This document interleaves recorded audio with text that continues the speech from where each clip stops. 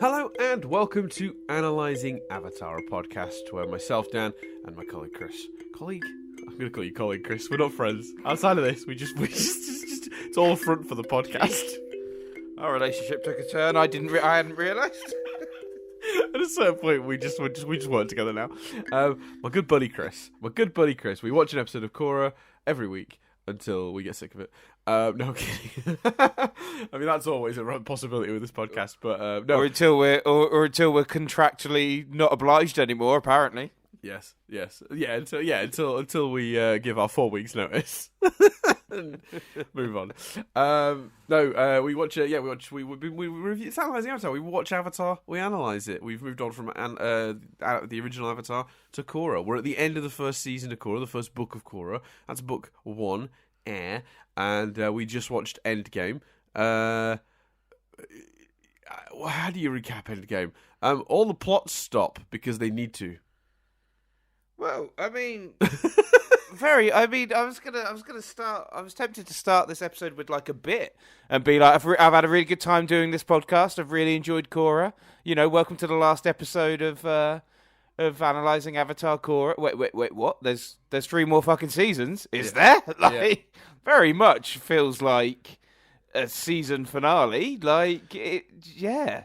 Yeah, so there's a lot to unpack. There is a lot to unpack, and I'll say, in terms of this first season, you know, they're in a bit of a bind here because I'm not sure they started with the intention of this show having a sort of season-to-season story arcs.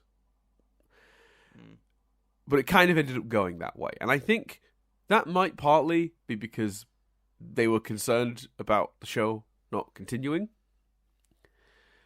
There's a part of me that wonders, at one point in this season, was Amon supposed to be multi-season as a villain? Was this story of the invasion of the city supposed to maybe be a later season?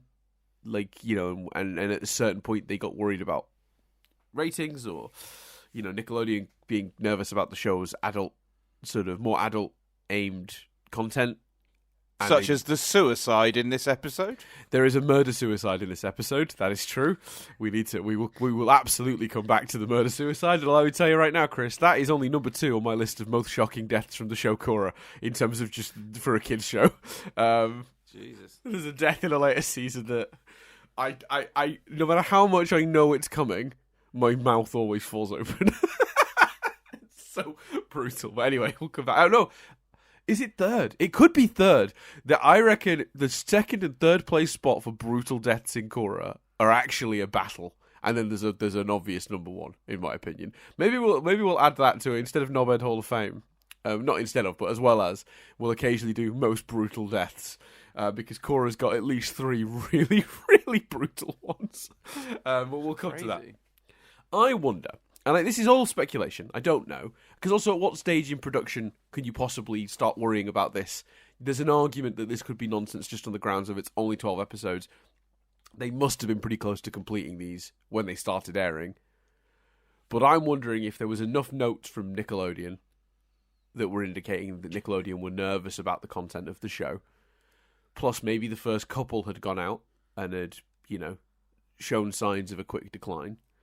Because it feels very much like a sudden shift towards wrap it up.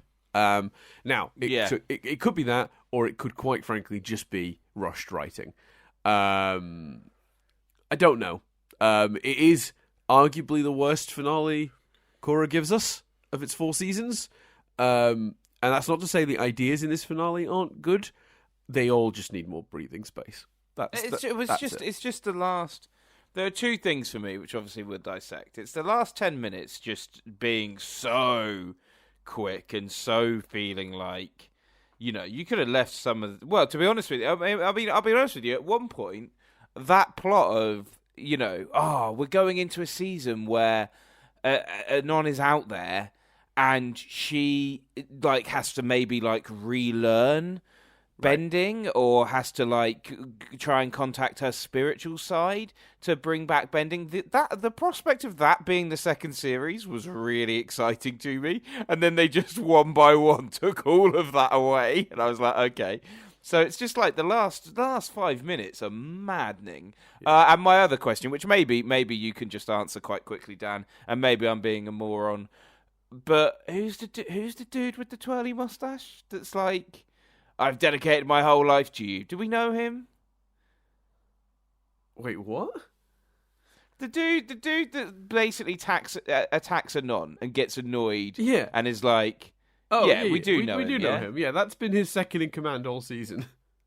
Right, okay. But still, to put such an emotional plot weight on a character we've not really like okay, so he's been there, yes, but we've not developed him at all. So to suddenly for him to be like, oh no, I'm done, and play a big part in the defeat, I'm like, really? Like, to the point where, like I say, I'm sat there going, am I meant to know more who he is? Like, maybe that's just me being stupid, but no, yeah, I don't think you're being stupid. I think yearning for more information before a character has a turn like that is absolutely valid.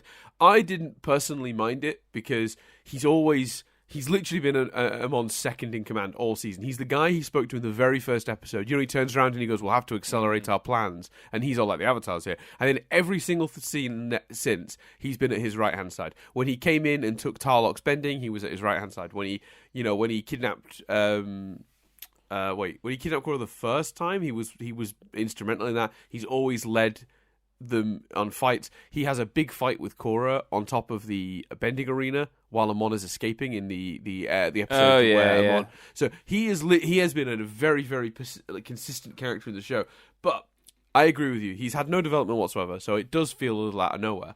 But what I like about that, personally, and the reason I don't mind that scene so much, is I think it's quite good to show that his followers weren't in on the secret. Because I think you could come away from this episode thinking, did his followers just know he was a bloodbender and went along with it? Like, his really close followers. Obviously, he's tricked a wide section of the city. Those people don't know any wise, people attending his rallies. But what about his inner circle? Do they know his truths? Do they know his secrets? So seeing his absolute second in command come in, catch him bloodbending, turn on him, one, gives Korra a chance to escape that feels believable, which I like, but two, tells us no one knew. Like, absolutely no one knew. And all of his most sort of close inner circle people were all there because they believed in his cause. So to find out he's a bender is a betrayal to them. And that guy represents the whole group, in my opinion. And it kind of shows how Amon is finished. Because you could go, well, wait a minute, you have the city. It doesn't matter if the public find out who you are. You've already got the city. You've taken the city successfully. Your troops are in the streets. If your lie is over, you've still already seized power. But by having his second in command turn on him, you realize, well, the whole army will turn on him. None of his troops will fight for him anymore. So, it does quite a lot in a short amount for me in terms of just clarifying story points and wrapping up that ending. But would you not get that from the big water taking away the makeup for the scar reveal at the end? No, because that's the general public seeing him. We don't know if his troops. We don't know if his troops already know that truth or not. He's like close, he's like his generals and stuff. Mm. So I think it's an important step in undoing what Amon has done in a way that feels realistic. Because in several of the other ways, it feels very unrealistic, like the convenience of Iroh flying a plane into the mask he put on the Aang statue, which I hate every second of.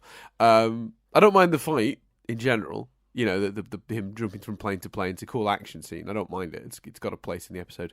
We know the planes needed to be stopped for the United Republic Army or whatever they're called to come in. I get that, no problem. But the last bit where he flies one of them into that mask and takes it off is just silly, isn't it? I didn't mind it. I because the fight was so kick-ass. General Iroh kicked so much ass I thought it was a nice moment actually. Like maybe coincidental, but they're flying around. No more coincidental than other stuff that's happens in TV land. I had less of a problem with that. I see your point, but I didn't bother. I didn't rub up against that at all. I quite liked it because maybe it's one of those things where because it's not your first time watching it, you're less distracted by like the kick-ass fight scene, whereas I was like, oh, this is really cool. Like at one point he fucking flies with fire. I was like, oh fuck yeah. Like really. Yeah, which really which I pointed out to Nadia is like a move straight out of Azula's playbook. Like Azula does that once, I think, in the third season of Avatar. There's a bit where she finds them at I want to say the Western Air Temple, the one that's all underground but not, like hanging from cliff tops. From the underside of cliffs, and Azula and Sparky Boom Man attack them while they're there, and they escape. And Zuko is on are they on Appa or they're on a blimp or something? And Azula sees them getting away, and she can't jump to reach where Zuko is. So she leaps and then blasts fire to sort of fly through the air.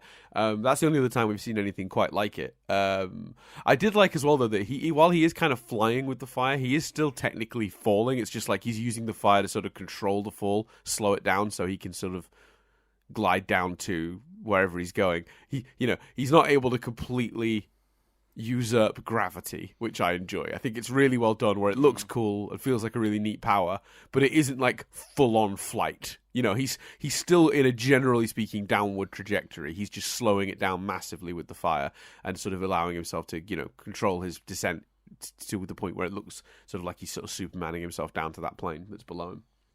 It's really cool. And using fire to like hit the bombs as a defense and blow that up, taking out a wing which takes down a plane. Yeah, I thought the whole thing was great, and I was so like exhilarated by it that personally the Aang stuff, I'm like, fuck yeah, it's Aang's face. Like, so fair enough. I can't criticize it. I mean, it's you're not wrong. I guess that is is supposed to be a fist pump moment, so I guess that is success. Success. I guess. I then dashed out. I found a child. I said, "You boy, what day is it?" And they said, "It's Aang Day." I said, "Yeah, all right, kid." Like, high-fived him, came back inside to do a podcast, Uh-huh. I always, what's really, it was really bad there is what I was going to say. There's a bit in, there's a carpool karaoke with Chris Martin, and at one point, Chris Martin's had a load of sugar, and he just randomly says, he's like all like hyped up, and he just says something. I think it's something along the lines of, "I could punch an elephant." And I wanted to quote that there, but it's so specific that people would be like, "Why are you punching an elephant?" And I don't think enough people, Chris Martin's got some real wholesome image about him. I don't think enough people are talking about him saying he'd punch an elephant. That's a side note, but yeah, no, that's what I wanted to say there, Dan. But it felt like people would accuse me of animal cruelty without the context. Do you think saying I would punch an elephant is the same as that he I feel like I could punch an elephant is the same as saying I would punch an elephant? I think those are different. Yeah, that's true. I suppose he's not saying I'm gonna fucking get that elephant.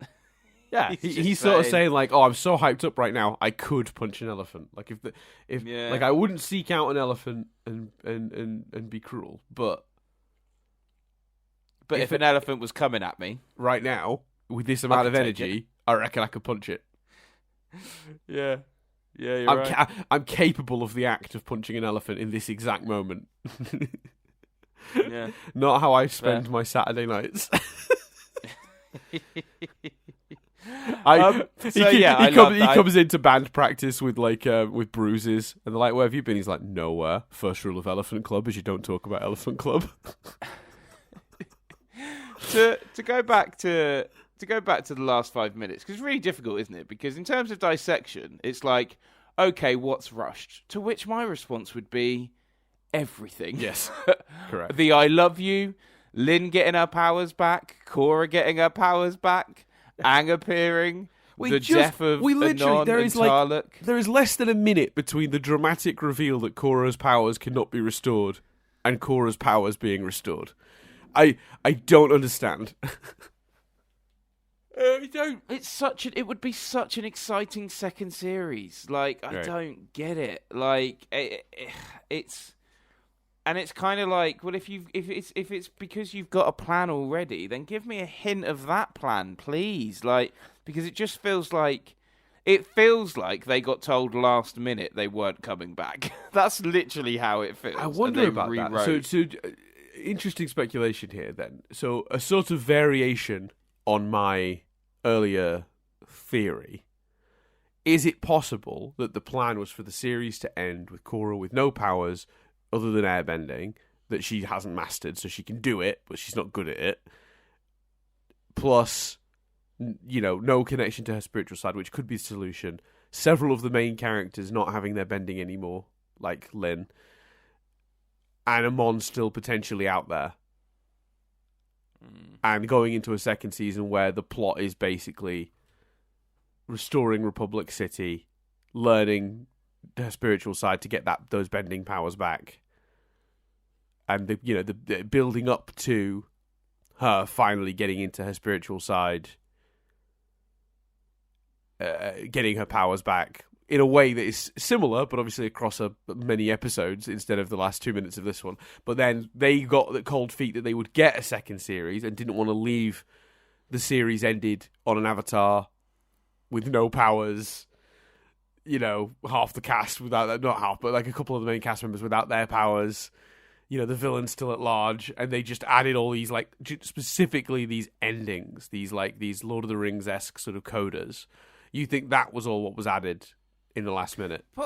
Well, possibly. I mean, I'm not speculating that definitely happened. I'm saying that's how it feels. That's what it feels like. And to delve into that sort of possible world, I honestly would have preferred that even in a scenario where the show got cancelled, I'd have preferred a cliffhanger. Isn't it better to leave people wanting more? Because that's the other thing. Genuinely, if you're not committed to a podcast, if you're one of those people that didn't love some elements of this and wasn't huge on it, honestly, like this ending, you're kind of like, I genuinely think there's a danger of people going, all right, well, I'll jump off here then. Like, you know what I mean? Like, not, or if you were binging it, you fall in love with Avatar last year and you're like, oh yeah, I'll check out Korra, and you can't work out if Korra's quite for you. What impetus is there to hit play on the next episode here?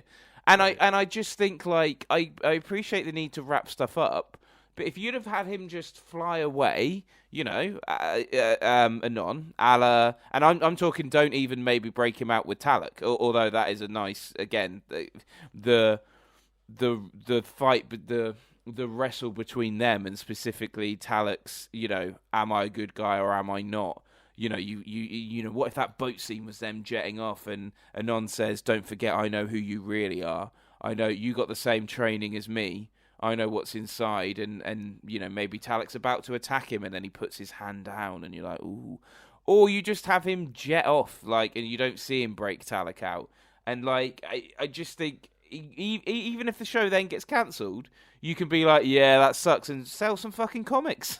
Like, we'll tell you what happens in comic book form, or this was the plan, or try and ship it around to another network. I don't know, man.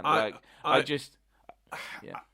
would be a hypocrite to agree with that stance. The amount of times I've said on our other podcast, Nothing But Static, when we've been talking about a show that's actively being developed, where it's on the bubble, the amount of times I've said, I hope the writers are considering the possibility this doesn't go any further and give us a wrap-up, give us an ending, so that if this doesn't continue, I have closure.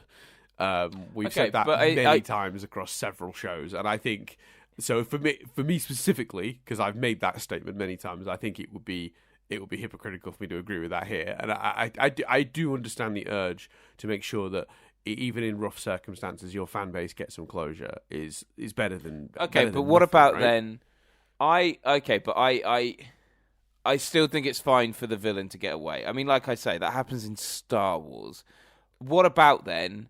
If that's the scenario, and I hear what you're saying, I think specifically the Korra thing, but what if you have her connect with Aang, and then you have her, and then we like see her on that cliff in her avatar state, and you're kind of like, if you want to fill in the blanks and go, okay, well she can now. She's got her power back. The avatar state has given her power back. And she maybe she shares a look with Mako, so you can imply that maybe that did work out. Yeah.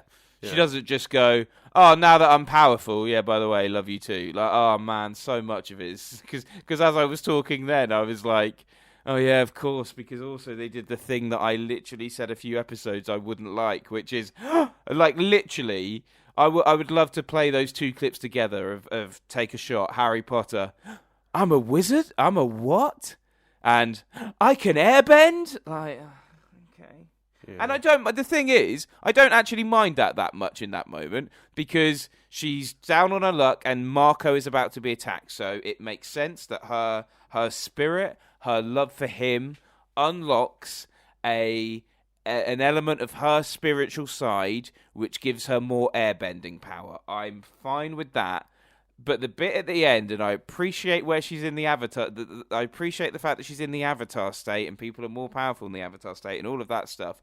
But that bit at the end where it's just like, not only am I connected with the spiritual world now and can see everyone, not only am I in full-blown avatar state, but whilst in that state, I'm going to blast out earth, wind, fire, and water. Earth, air, fire, and water. Yeah, I was going to say, all right, Captain Planet, calm down. Sorry, air, not wind. But to basically be just this ultimate. Fuck it, I'm sorry, I didn't realise how much the end of this episode annoyed me until, like, this discussion. But just so much of visual, of a season finale visual. The journey of Korra is complete. And, of course, again, like, I appreciate the argument. Yes, but it's different when you're in the avatar state. I appreciate that. But I'm sorry, as a visual, that says... her story is done. Her journey to be the Avatar and master all four elements. Jess has just walked in to give me a cup of tea. Very confused about why I'm getting so irate about this. Thank you for the tea and the Belvita. I'm sorry, that visual is saying that, and it's just too soon. It's like, okay, well, what am I going to invest in? And like I say, they're going to reverse that, and I know the logic. Aang was more powerful in his Avatar state, but that specific visual of I've connected spiritually with all the former avatars, and I am blasting out all four elements. And the dialogue, I can airbend. That just implies, her journey's done, and we've not seen enough of her airbending journey. I don't even know if they're going to reverse it on airbending. I think they'll reverse it on the spiritual side. I think it will be about her struggle with the spiritual side of things moving forward. That's how they're sort of make it about what she's still got to learn.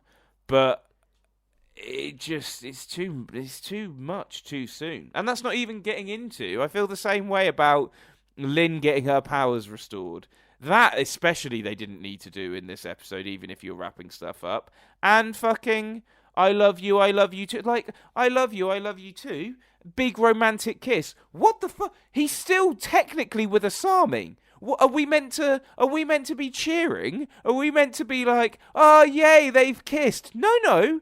Technically, and okay, they've had discussions, whatever's going on with us, we need to do this, da-da-da-da-da. We have not seen Asami and Marco break up. So how are we meant to feel emotionally excited and connected and like that kiss is a fucking triumph when there's all this other shit that's not been resolved? Sorry. Chris, I just don't think you appreciate enough how much the Avatar state gives her... But I know people are screaming that at me. I know that argument. Here's the thing. No, because I think I'm gonna do my best to save you from that here because I know what the concern is. For anyone listening who feels that way, and I'm gonna do my best to sort of curb that too. Chris is saying he understands that the reason, the in-show explanation reason for why Korra is bending all four states with such precision is because she's tapped into the knowledge of 1,000 avatars that had finished their training in that moment. Yeah. But what he's saying is the iconography of that is linked to a complete avatar, and even Aang, I don't think, was shown with all the elements bending around him, even when he was in the avatar state, until the final season. Yeah, until like literally, as far as I'm until aware, an episode titled Avatar Aang. Yeah, until like the last episode. Was that not the last episode? Well, it was that last 4-part special that they did. Yeah. I'm meaning the entire thing. And I think I agree. I think I think it's one of those things where the only possible explanation for these choices is that they didn't think they were coming back. That's the only reason I can see a creative team making these choices, because it's all so quickly undone. Right? We have dramatic reveal of Korra's lack of powers. We have Lynn's obviously lost hers. The villain has escaped. Marco said he loves Korra, but she's been like, yeah, no, I'm not dealing with that. And Tenzin's been like, yeah, sorry. And it just feels like the episode should have ended with her being on that cliff, looking sad off into the distance, roll credits, right? Like, oh, wow, where does this go next? And then it was like, someone was like, oh, shit, we might not get a second season, right? Okay, quick. Let's undo all of that. How long we got? We can add 2 minutes. And then... Not even. It doesn't even need to be that downbeat. Like, you have. Imagine if you have Team Avatar. You don't do the "I love you" stuff. You have Team Avatar appear on that cliff with her, and then really silently, Korra says, "Right, let's go. Let's form a plan." Or you have Asami say, "Anon and my father are still out there," and you basically end it on Korra going, "It doesn't matter that I don't have powers. We need to take them down. We need to end this," or something like that. Mm-hmm. Yeah, because even like the moment of Tenzin saying Avatar Korra, which is supposed to be a big moment, like she's the Avatar now, the same way we called that final episode of Airbender Avatar Aang. It all just feels... I'll tell you what the word is, Chris. Unearned.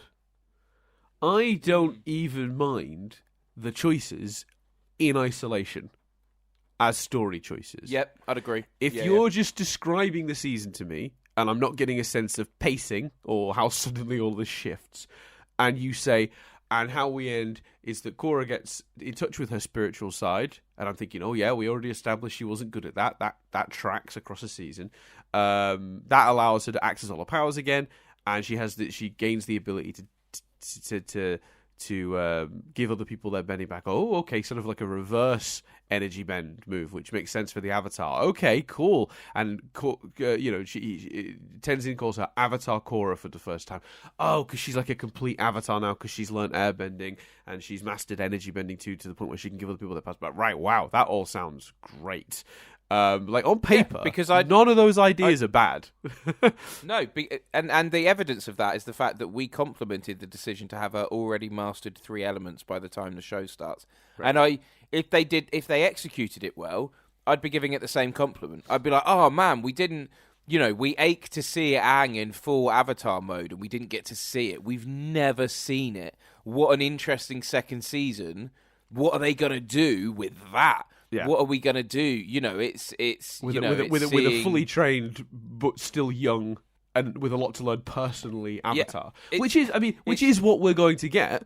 That is where we are now. We have a fully formed Avatar. It's still a bit to learn, particularly in terms of mastering airbending, and we'll come back to that in a minute because I want to talk a little bit about airbending, because there is regular criticisms about this first season relating to the use of airbending and how that plays out. So we'll come back to that specifically in a minute. But the idea is we're now in a position where that is what we have. We are going in to a second season with a fully formed Avatar that has just got some stuff to learn and growth to do personally, rather than in terms of learning the elements, and that is new. Yeah, she can start with fucking apologising to Asami for kissing her boyfriend. Yeah.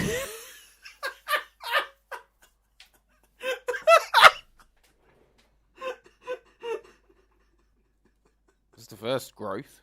She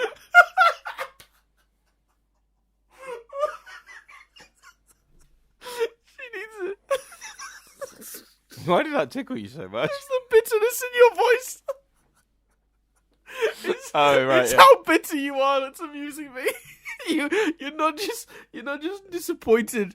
You're like bitterly disappointed. And I'm it's sorry. So good. I'm sorry, and I don't want to take us back and dissect from the point we were just making, because I completely agree with you. It's the fact that it's so unearned. It's not where we leave things. It's how we got there. Yeah, agreed. But I'm sorry. I think I genuinely think, especially given that this is a show primarily aimed at children. Yes. I genuinely think that trying to make that moment a moment of triumph, even though we know that technically, seemingly, the character, and again, you could argue, well, it's clear that Asami and Marco are ending. Yeah, it is, but we haven't seen that on screen, so it's not. You are trying to make a triumphant moment out of something which is actually a little tainted and wrong. Technically, technically, your moment of triumph is him cheating on someone else, and not a character, by the way. Because obviously, The Office has that, but The Office paints Roy as the bad guy. The Office paints Roy as someone who treats Pam unfairly. We fucking love Asami. She's been brilliant. Yep. Like, I'm sorry. I don't think it's right to paint that as a moment of triumph. They've not done the work I feel they need to do. Agreed. To have that. Again, that is the same. I'll link it. That is the same problem. It's unearned. Yes. And just to say on your why that full Avatar thing could be exciting, how many times, like the spoilers, and I'm going back to Star Wars here, spoilers for the Mandalorian series season 2. Do you know why that scene with Luke is so fucking praised? Because he's badass. Because we didn't get one of the things that upsets people the most. Not me personally, but upsets people the most about the Last Jedi is they think we didn't really get to see. We never got to see. We saw this journey of someone earn full-blown Jedi powerful Luke, and we never really get to see it. That's why people enjoyed that scene in The Mandalorian so much. And I think, the notion of seeing it, because, we've seen a difficult Avatar journey. We saw Aang's for 3 seasons, and it was amazing. I'm completely fine with her becoming the Avatar at the end of this season, and what that sets up for an interesting, different second season comparatively to the first show and the first season of this. I'm completely fine with that, but once again, like the kiss, it's unearned. That moment of triumph is unearned because we've had to rush through all the things that would have made it feel earned. Yeah, I agree, and I think that is the problem. Is it's rushed. It is just a left turn into conclusion, left, right, and center. It's just all over the place. It's just constant like this. We just got to bend this into a solution immediately. Like we've just whatever direction it feels like it's heading in. Yeah. Thank you. Whatever direction it's heading in, we can't slowly angle ourselves towards the new end goal. We're just gonna literally put in a hard right angle, and it's just you just get whiplash, and that's fine, I guess. And again, I empathize with the writing team because we don't know what was going on behind the scenes. We've speculated, but yeah, that definitely will have. I think it makes. I trust these writers enough to be willing to believe it's more likely that there were behind the scenes reasons than this was just the choice. Yeah, I'd agree with Does that make sense? Like they've demonstrated enough good sense in the previous show, and even the some of the choices made earlier in this show, for me to suspect this was not necessarily how they dreamed it might conclude. Yeah, no, I completely agree, and that's why that was my first instinct.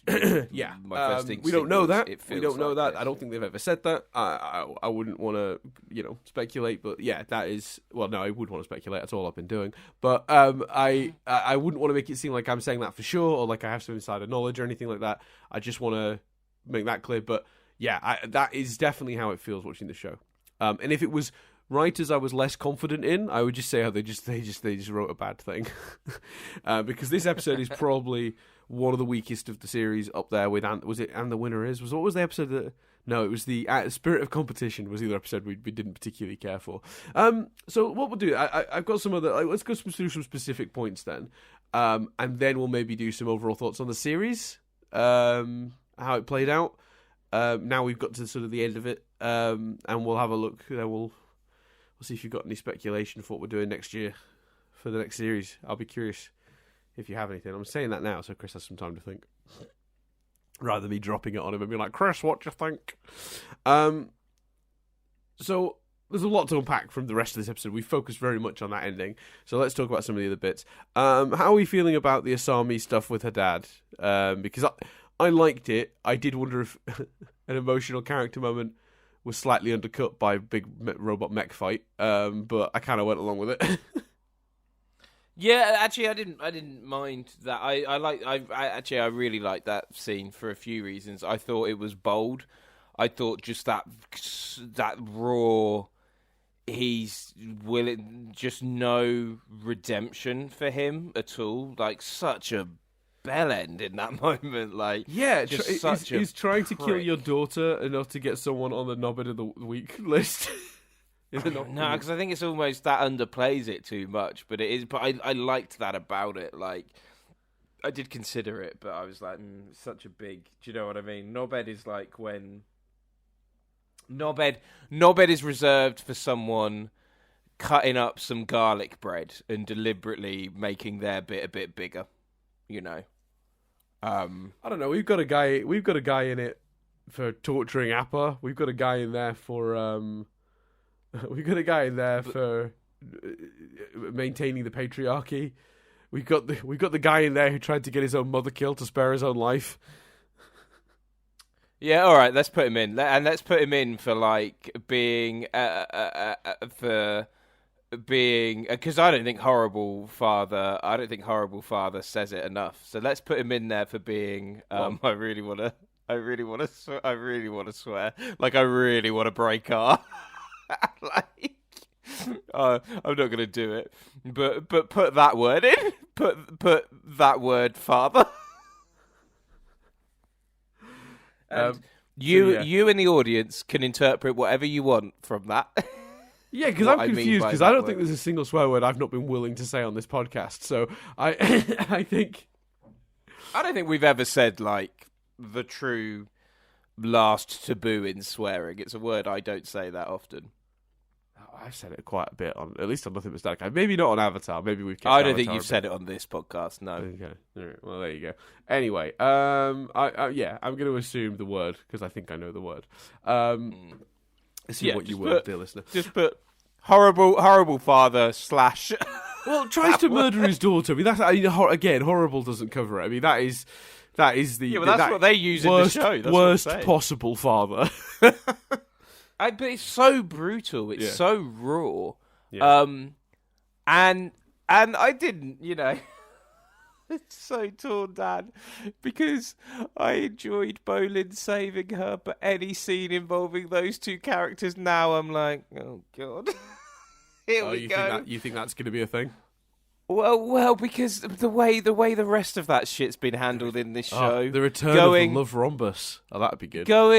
Just the way the rest of the stuff's been handled in this show. Honestly, who have we got left? All right, right. That wouldn't surprise me. Yeah, it's tricky, isn't it? Because I think we've got a weird situation in that, like, I felt like they had Bolin at a bit of a loose end in this episode because I feel like they wanted Korra and Mako on their journey together because they wanted to end on those two as a couple, which is like fine, whatever, you've made that choice. So then you've got Asami wanting her to face off with her dad, and then that leaves everyone but Bolin with something to do. So you either have Bolin head off with General Iroh, but then Bolin in the air is going to slow him down. What's Bolin doing? He can't metal bend. What's he doing up in the air with the planes, other than panicking? So you don't get your badass moment if you do that. So then you've just got to go like, well, Bolin can help with the fight with Asami, I guess. But that just feels like he's just sort of present. And then also, I really do kind of wish, And I know Asami deals like the finishing blows or whatever, but I do wish she'd gotten herself out of that situation. Like, Bolin's just outside fighting some, keeping the other equalists from getting involved, rather than saving Asami. Like, I didn't like Bolin, because even though absolutely, of course, Bolin as a character would come to the rescue, I'm not sure I like what it says that she needed rescuing. Does that make sense? No, and I think that's also my problem with, because obviously that fight also gets into. Oh no, I'm thinking of the other one. No, never mind. I was going to say about the right hand man, but that of course isn't that fight. No, I agree with what you're saying there, and I also this episode was the first episode. I love Bolin. He's my boy Bolin, but this was the first episode where I was like, if you keep doing the Bolin's the funny guy who says the inappropriate things at the wrong time shtick, if it maintains this level, I'm gonna get annoyed.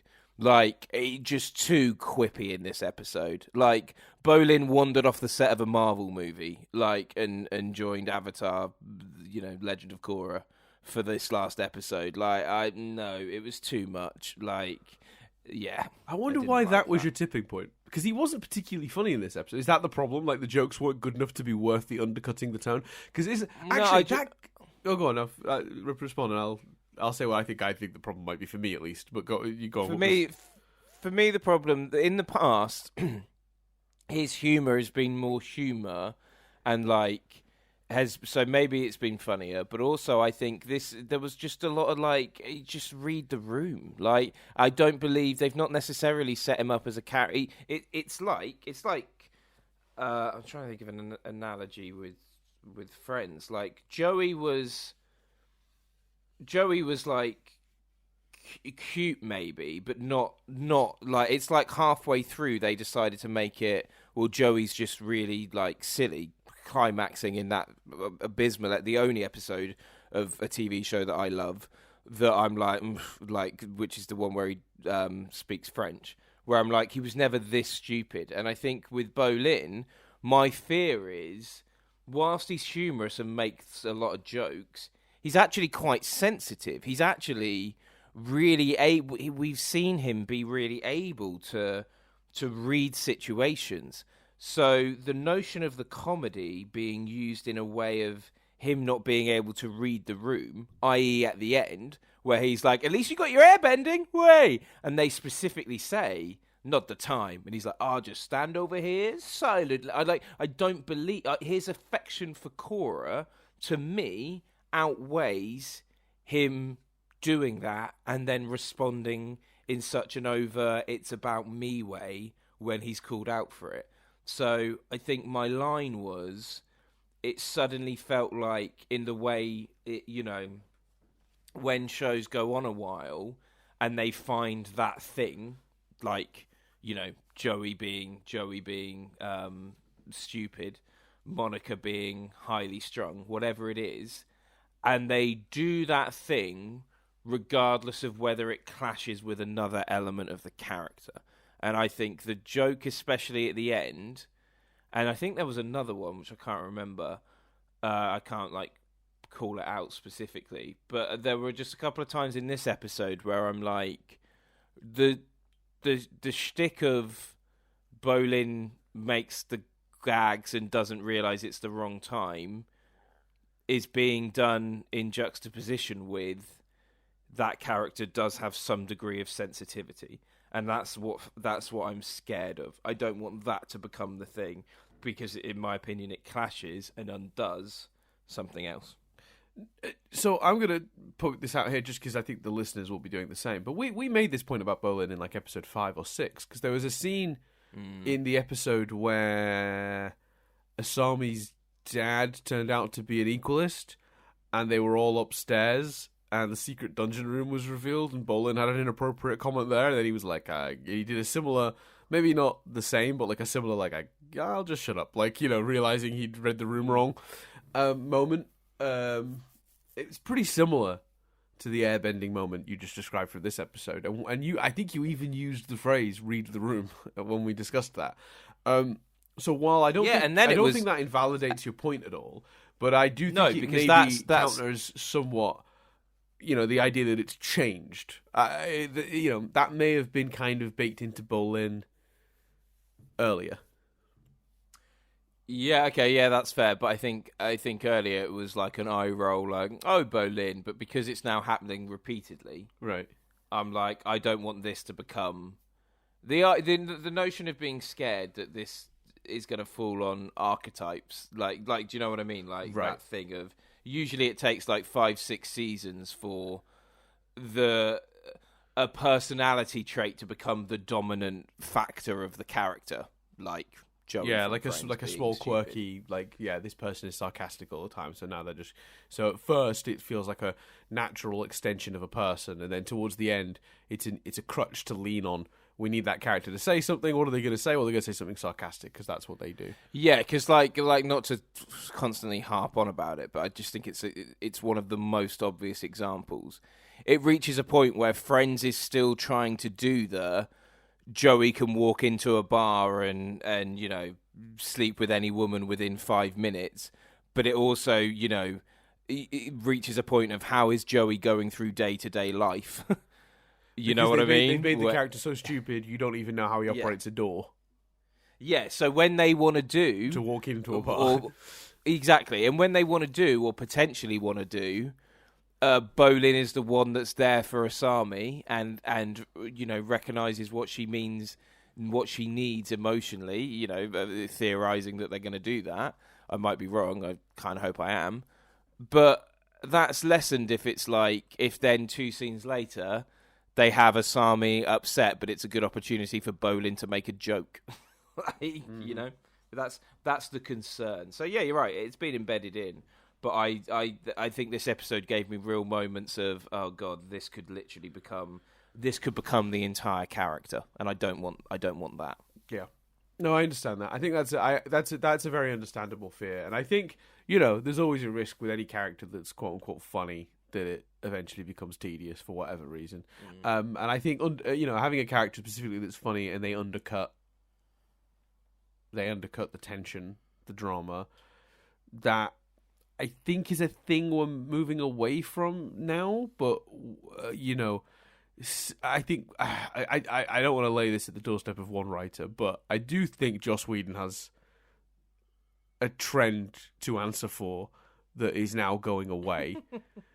Because I think between his work on like Buffy back in the day, which undercut big dramatic moments with hilarious, like very admittedly very funny bits, but the idea of undercutting a big dramatic moment with something really funny was very common in his writing early on, and it got adopted by a lot of other writers, and then he got to one of the biggest platforms of them all when he got to direct the first 2 Avengers movies, and he really embedded it there, which set a tone for superhero movies, which are the center of a lot of media at the moment.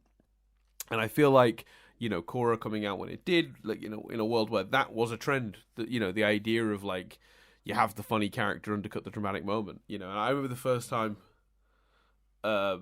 I remember there's an episode of Buffy where it builds up to this guy's trying to release this all-encompassing villain, right? This absolutely terrifying villain that everyone is like, no, we can't let this guy get out. And the episode builds and builds and builds, and eventually the guy succeeds, and this villain comes out, and he's like, and I will destroy the earth! And then it cuts wider, and he's like about 2 inches tall, and he's going, and I will destroy the earth! And then they just squish him, and the episode ends. It's ridiculous. And it's one of my favourite episodes of Buffy because it's such a funny idea, but it is the start of this trend of like, well, you can do the dramatic thing and then you can just sort of like completely pull the rug out from under whether it's that dramatic or not. And there's different versions of it. That one is like a plot version of it where the thing that's physically happening undercuts itself, but there's the dialogue version of it, which has become, I think, really, really prevalent in popular culture and in media. And Korra definitely fell into it. Sorry, what was that? I think it's not necessarily here, but I think the problem with the trope is it's getting used to disguise bad writing. Like what you've just described is clearly by design, and like that was very deliberate and very kind of almost avant-garde, I imagine, for its day. Yeah. But the problem is now it's become, that scenario is potentially the room going, oh, we've only actually got 2 minutes of episode left, so let's just make it a joke then. And do you know what I mean? Like right. Let's disguise something with a quip. It's that classic, and I can't. I think I even used that word earlier, the crutch. Something to lean on. Yeah, Bolin needs to say something, so he'll do a quip because that's what he does, rather than actually thinking like, what could Bolin say in this moment that would be really truly Bolin? Like, what could he say in this moment that would reflect maybe his empathy as a character? And I think something comforting to Korra is what he would actually, this woman he cares about is what he would actually want to do. But oh no, we can't address any form of other love triangle rumbus bullshit stuff, because that would then remind the audience that, oh, actually this is actually really complicated and is not as simple as I love you too. I do also think there's an element of if the joke was funnier, you'd mind it less. I stand by that too. Yeah, If it was a really clever, funny moment from Bolin, you'd be more willing to forgive that, I think. Oh yeah. No, I'm not. Nor have I ever denied that. No. Yeah. Sure. It is complicated, but it's been an interesting development. So we talked about Asami, we talked about Bolin. Let's have a chat about Iroh very quickly. Last week we talked about Iroh, and we talked about whether they needed to do more with him in this particular episode. Did you feel they succeeded? Did you get enough Iroh? Yeah, that scene is fucking. Yeah, I don't have much more to say on it than I did earlier. I just wanted to answer the question we raised last week of did they do enough? The overall Iroh question. Oh, yeah, because because that's reminded me of another complaint. Yes, they did. Oh my god, how have we not even talked about this? This is equally infuriating. Yes, they absolutely did enough with Iroh. I know exactly what you're about to say. Yeah, of course you do, and the audience do. Because it's fucking mind-blowing. Yes, they absolutely did enough with Iroh. I think it's a shame we didn't get more of him with them in sort of a mentoring role, but, we don't necessarily need that. I thought he kicked ass. I thought it was brilliant. The answer to the question is yes, they did enough with Iroh. Before you build up to the B word, very quickly. Oh my god! I know, and I'm really sorry to interrupt you here, but because before we move on from Iroh, I very quickly want to hop to Nitpick Corner. We're already next to Nitpick Corner. I'm just going to take one quick step into Nitpick Corner to say I think it's weird he could just fly a plane. Literally just invented, and he just and Nadia went, yeah, not well. I'm like, yeah, but better than I would be able to do if you just gave me a plane. Yeah. Why did he not die immediately? They explain it with Asami when she gets into the mech. Oh, it works like other Future Industries equipment, the forklift. Fine, that makes sense. Why would you redesign a cockpit of a device like that if you've already got a similar device? Makes perfect sense to me that those things are similar in their operation. I don't know how General Iroh Boatman leapt into a newly invented plane and just flew it. So, there you go. I've been in Nitpick Corner. I've said what I've said. We're backing out.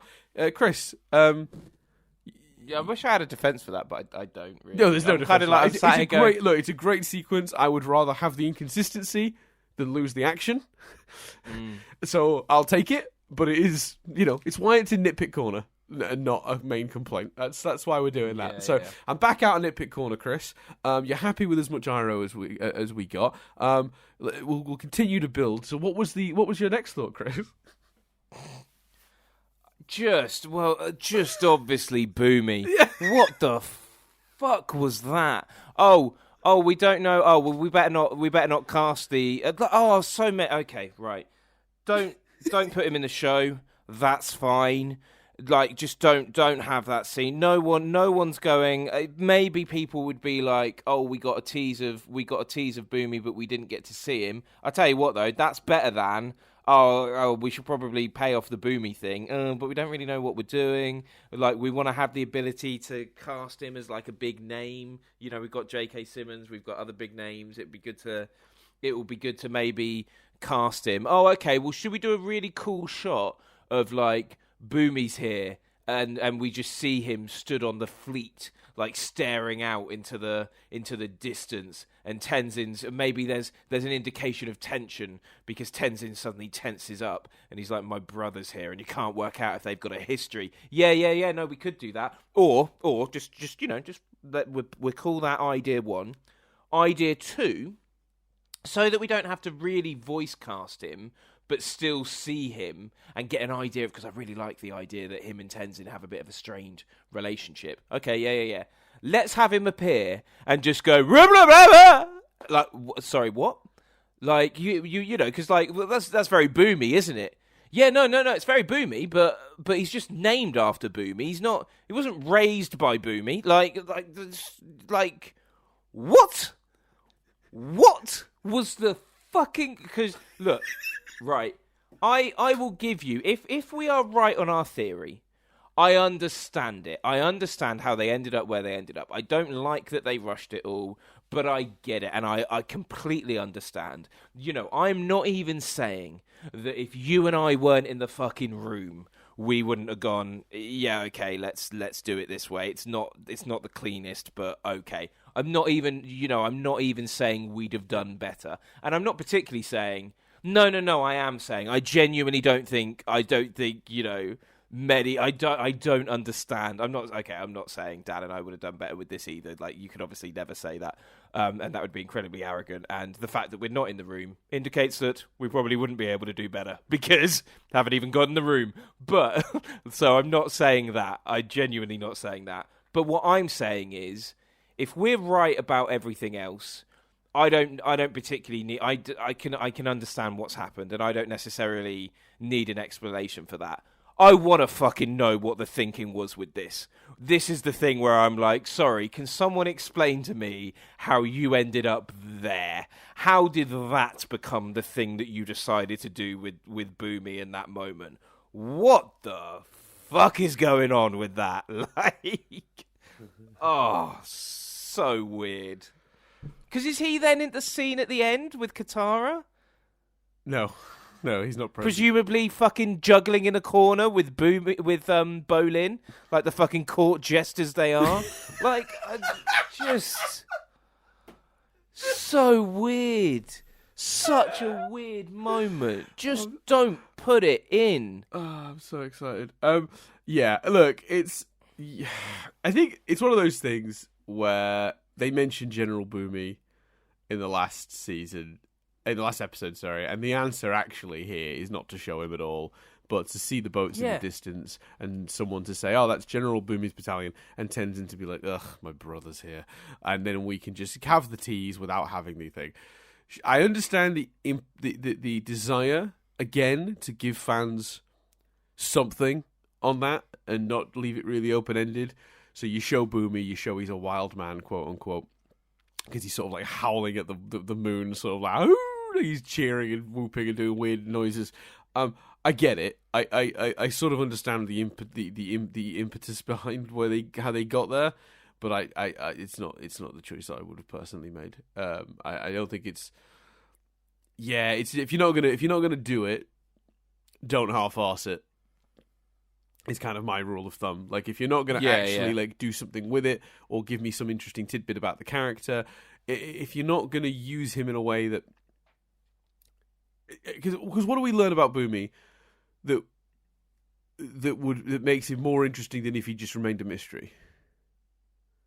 We don't gain anything out of seeing him, other than that he's a bit of a wild man. We already had a hint of that. I'm pretty sure last week General Iroh said he's a bit of a madman. So... I don't need to see him howling at the moon. I don't gain anything from that I didn't already have. And I think the mystery would maybe be a little bit better there. But again, in a world where you might not be coming back, you don't want to deprive the audience of having a glimpse of Aang's or the sun. I get it. You know, I don't need to know that if there was a live-action version of this, Boomy would be played by Jack Sparrow. Not Johnny Depp. The character Jack Sparrow. I don't need to know. I thought you were going to say Jack Black, because that's where I was going with it. Yeah, that would be good. One Chris over everyone. He likes Boomy now. So weird. It's just Boomy's in the background doing Jack Black noises. And again... And complaining about how he's going to figure out how to pay the rent.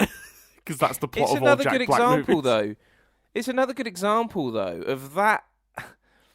The notion that Tenzin is Aang's spiritual side, yes, and Boomy is Aang's irritating child that didn't get a chance to have a childhood. Let's phrase that nicer. His playful side.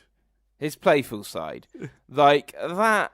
That is actually, again, I'm okay with that idea. Right. Genuinely, I'm okay with that idea, and I'm interested by that idea. Yeah. But they're not, it doesn't feel like they're hinting here. It feels like they're going, well, we said we should show him, but let's not do too much of a scene, so we still have the right to, cast someone special and all of that stuff. And that's speculation. We're not saying that definitely happened, but we're saying the fact that it feels like that's what happened is a problem. I love it. And what I love most about this is I just want to make this point now, guys. We're going long, folks. We're already in an hour. We've still got stuff to talk about. So yeah, we knew. Well, we knew we were going to go long. Yeah, it's the final episode. I guess that's expected.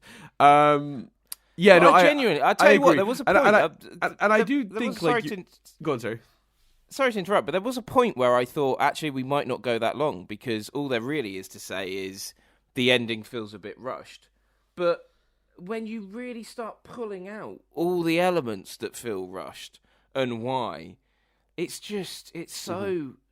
I'm gonna be on it downhearted because I didn't even hate this episode in a way because I really like the show and all the individual ideas are interesting, but the execution of them in this is it just leaves me so like we're not gonna record, right? We're not going to record the next episode of this for at most probably realistically 6 to 10 weeks because we've got to do rewind reviews and that takes up more time. So if we get through them quickly, still minimum 6 weeks, right? I genuinely want to watch the next episode today just to cleanse the palate and then rewatch it when we come to record it. It's that scenario, Yeah. I really love the show, and I guess that folds into kind of wider season one's talk. But I think your frustration comes from that. Anyone talking as passionately as you talked about your frustrations with this today clearly loves the show. Because if you didn't like the show, you wouldn't have any level of frustration. You'd just be like, yeah, more stupid shit from this show I hate. That kind of anger comes from passion, and so somewhere you care about this franchise, these characters, this world, because otherwise you wouldn't, And they've done that because, again, as we said, a lot of the ideas here are solid, and it is just frustrating that they've been packaged in this way where they're not, they've not been made the most of at all. Whether that is circumstance or just poor writing choices is hard to tell. But it is frustrating to watch as a viewer, and I think that's one of the things the problem with Korra. I've always said that it is a flawed show, but I still think on the whole it's a good show. We'll talk as each season goes on about that, and I think this might be one of its weaker seasons. Particularly, I think 3 and 4 are the height for me of when the show gets really finds its feet. I think season 2. I like season 2 a lot better than other people. I think a lot of people put season 2 as the weakest season. I don't know if I agree with that. There's so much good stuff in 2. I'm really, my favorite character is introduced in 2 for a start, but I think there's so much good stuff in season 2. I'm really excited to get through it. So we'll see. But let's get on some of the other points. One of the other things I think is a downside to an episode that's as rushed as this is you get sequences like Korra goes into an Amon rally and just yells to the crowd, "He's a liar," with no evidence, and then it doesn't understand. Oh, they don't believe me. Well, yeah, Korra, you just yelled out some random shit in the middle of his speech to his followers. I don't think they're very predisposed to believe you, to be honest with you, Korra. They don't like benders. Maybe you should have gone in search of evidence instead of just showing up to an Amon rally and yelling to this sky. And I know you could go, oh, well, Korra's a child. She didn't think the plan through.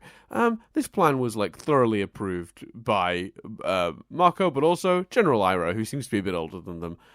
They talked about it last week. Her plan was to go and confront Amon. It's a dumb plan. Luckily, Amon was ready with and somehow expected her to do that because he had the airbending family ready to go to be like, attention, Korra, look, I've got the airbenders, which is handy. And the face makeup. And the what, sorry? And the face makeup. The face maker? Makeup. Oh, the face makeup. Sorry, yes. Yeah. Oh, yeah. He knew Korra was going to challenge him. He had the makeup ready to go, so if the mask came off, he could show everyone. Yes, I'd forgotten about that. Also a good point. So, did you find there to be tension? Because another downside of an episode that's this rushed, the airbenders being caught and Amon about to unbend them, you go like, oh god, there's some tension here. But then Korra just like jumps in and immediately unties them and saves them. Like it feels like 30 seconds to a minute passes and it's undone. And what? The minute they're untied, it's like, well, we've seen them kick ass. Like we've seen this family kick ass and beat. Literally be equalists. Like I think even the second in command guy. I think he was on the island fighting Lin in the previous episode. So yeah, and also it's one of those things where it's again it just feels like someone's asking the questions and someone else is going, well, chuck a line in, like, well, what about the mother and the baby? Well, chuck a line in to say that they're going to go save them, and then they'll be with them later, and the audience can just assume that they've gone and saved them. And it's like, but that's not. It's not clean. It's not dramatic if you're doing that. Like, yeah, a lot of this episode does just feel like, and then some stuff happened. So that's one. Yeah. Also, and this is another just quickly popping back into nitpick corner because I forgot about this one. You've renamed cars to Sotomobiles in this world. Airplanes are still airplanes, not Air Sotos or Soto Airs or Flying Sotos. I'm disappointed. Or Anon's big bad killing machines. Yeah. I'm just saying, I'm a little disappointed in Anon. Amon, sorry. You've got me calling him Anon instead of Amon, and it's driving me crazy. You've never managed to infect me with your incorrect pronunciation before, but you really have this year. Congratulations, Chris. Am I saying it wrong? It's Amon, is it? Right. Amon. I'll try and get better for the remainder of this. Well, we got this episode left. that character is definitely dead. Well, let's talk about that while we're there. One of my favourite scenes in the whole episode. I love it. I think it's a final point on this show being intended for a more mature audience than the previous show. It is a murder-suicide, but it is so weirdly poetic. I love it as an ending for those guys. It's one of the things in the episode that genuinely doesn't actually feel that rushed. Like, it feels earned based on the stuff we learned in Skeletons in the Closet and the way these two characters have interacted all season. Ah, man, I gotta say, like, it's a perfect ending for those characters, both in idea and pretty close to perfect in execution. I like that slow realization Tarlok has. You know, Amon / what's his real name? I've not got it in front of me. It doesn't matter. You know, he's Y, doesn't it? What's that, sorry? No, I thought it began with Y, but that's the father, isn't it? No, yeah, Yukon. Yeah, it's like it begins with N, but I can't remember what it is. But it doesn't matter. So he's reminiscing over that name. He's like, I've not thought of that name in years. He does a proper Obi-Wan. You know, he's all like, Obi-Wan is a name I haven't heard in some time. You know, he's doing all that stuff. And then, you know, there's just this really sad moment, you know, where, like, you see Tarlok realizing what he has to do. And, like, it's brutal and it's powerful and it fits with everything that's happened before it. It doesn't need more context than it gets because it's been properly set up, and it's one of the few things in this episode, again, that feels earned. And then he grabs that glove and he puts it over that thing, and then the boat goes up, and, like, it's brutal and sad, and you just, like, it just a real brilliant sort of exclamation point on the end of that story for me. So actually, when we were talking about things earlier that were sort of undone in those last few minutes, I think the one that I do like is that ending. If you're not bringing them on back, that ending is the way to do it. I think the only shame of it is we don't get to see the other we don't get to see the other characters acknowledge, and they might not even know that Talek in the end, you're right, did the right thing for them. That's the only thing about it. Yeah. Which is why I would still put it in the category of not bad, not executed badly, executed beautifully, but not given the time to kind of maybe have that moment too. Maybe they're, in a world where you're giving everything more space, maybe Team Avatar or Tenzin and Korra are on Naga and they're over the boat and they see Talek do what he's gonna do. Yeah. Something like that. And then they know and they give a speech, in Republic City about how Talek was actually a good guy. Something like that would be nice. And there's no time for that here, I get that. But in a world where you're giving these ideas a bit more breathing space, maybe there would have been. He may not be the hero we need, but he was the hero we deserved. That wasn't as good as your Obi-Wan voice. I'd quite like you to talk more. I'd like you to talk more in your Obi-Wan voice, I think. I think I'll save it for special occasions. No? Will it not be less special if I do it all the time? It's really good, though. I really enjoyed it. Oh, God. But if I just started all the podcasts, hello and welcome to Analyzing... I just did... all the podcasts were in, an Obi-Wan voice from now on. Would that not be... I'd at the very least like you to... Could you just give me a soundbite I could potentially use as a voicemail, please? I feel like I'm being mocked. No. I genuinely really like the voice. I appreciate that, I think. Could you just do a quick... Just give me a voicemail. Go on. Man, you've put me on the spot, but... hello there. This is Chris's voicemail. And apparently I'm Obi-Wan. I don't know. Leave a message after the lightsaber sound. Right. Right. So let's talk about some of this. Let's talk about the airbending. Right. So the book, it's book one air. Right. This is one of those things where I agree with the criticism and don't agree with the criticism. I feel very mixed on this criticism. The criticism is, again, the word unearned might fall into this. She just suddenly does air, and we haven't had a season of her getting better at air, learning air. It's literally the first time she does air. Now, the counter to me is that, it's the first time she's produced air, but it doesn't mean she has mastered it, and she doesn't demonstrate mastery of it across the episode. Once she learns how to do it, she just blows big balls of air at Amon. Right, so except for the fact that she does it in the Avatar state and is called Avatar Korra at the end by Tenzin, but but we've established why, practically speaking, that's fine. Yeah, I know. I know. I'm just reiterating the complaint. I love how mad this episode has made you. I love you when you're mad. I've never been more attracted to you. What I liked about that was not a surprised reaction, but just I know. I think we've really hit upon our kinks for each other in this episode, which is you doing your Obi-Wan voice and me being angry. My favourite thing. Come to the bedroom, Chris. No, I'm still annoyed about that kiss.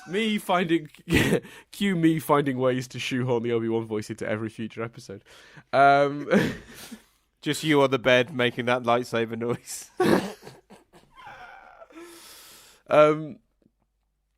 God, where I first did the Obi-Wan voice is when I was telling someone the story. Do you know the story about Alec Guinness predicting?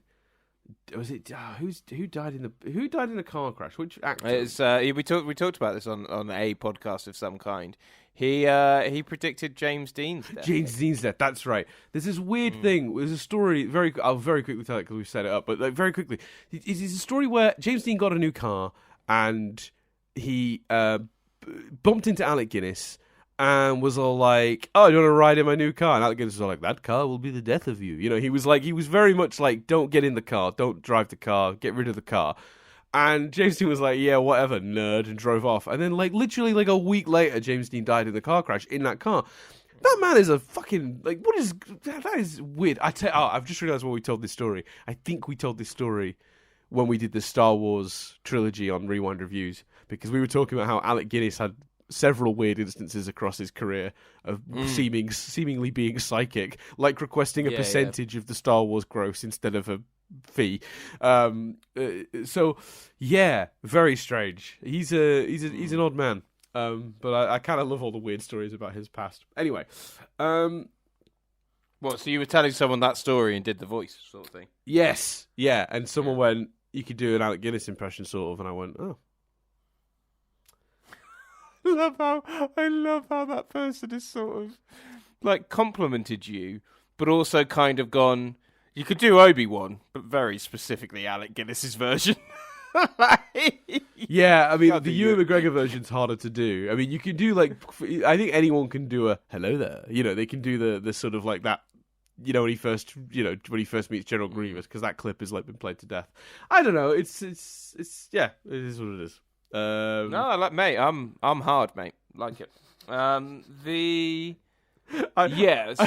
I'm thinking of now, and I don't know why, is on the Weekly Planet when they were doing dueling Logans, because both people on the Weekly Planet think they can do a good Professor X impression. So it was Logan. They were just doing dueling Professor X's saying the word Logan. just a scene from The Trip with Rob Brydon and yes, Steve Coogan. That's exactly what it was. Can I just say, by the way, just reiterate, I'm hard at the Dan's impression thing, not the whole predicting James Dean thing. That story is crazy. Yeah. I do love that. I do love that story. What did you think of the air thing? I maintain. Sorry but I think I'm answering a question you were probably about to ask. Yeah, I was just about to bring us back to the air stuff. So yeah, absolutely, carry on. I still kind of maintain what we said the other week. I don't think it would be that bad if the beginning of scenes throughout the season took place with her practicing. If we saw her trying to get it more, like, I think enough time in this world, enough time has potentially passed for us to buy it. Again, it's not, as a story decision, it's not one I particularly on paper disagree with, but I think to make it work, that notion of her applying what she did in the fight stuff with Airbend, if we'd have just seen a bit more of that, if we've had scenes at Air Temple Island, well, let's start them with her trying a technique. Let's see that link between the tournament thing and airbending more. Let's, again, it's a prime example of the idea is in the show, but they did it once for an episode. And so much of this show, like, in terms of what this season of this show needs, 4, 5 more episodes? Do you know what I mean? Like, more episodes resolves most of this. I haven't got an issue with her mastering, or seemingly mastering airbending by the end of the season, if we'd have just established more that she is constantly practicing off screen the way they did with Avatar. Episodes would start with, Katara and Aang at the end of a lesson, or Aang and Toph practicing something. And we didn't, it didn't necessarily then become the plot point. Sometimes it did, but yeah. But do you not think there's a big difference between mastering and just doing? Like Aang first figures out physically how to actually move water halfway through the first season, and then the rest of the season is him mastering it, learning how to use it in creative ways, fight with it, all that stuff. In the earthbending season, he can't earthbend until halfway through. He can't move a single rock, not a pebble. So the moment where he figures out how to do that was always about halfway through the season. Then sort of mastering it to the point where he could use it in combat was usually as the season then progressed. This is Korra reaching her I can now produce airbending moment. So I'm not even sure I needed to see it build up. What I think I needed is, if you're going to give her a block on not being able to airbend, I want to explore her character through that. When Aang couldn't earthbend, they made it a character thing.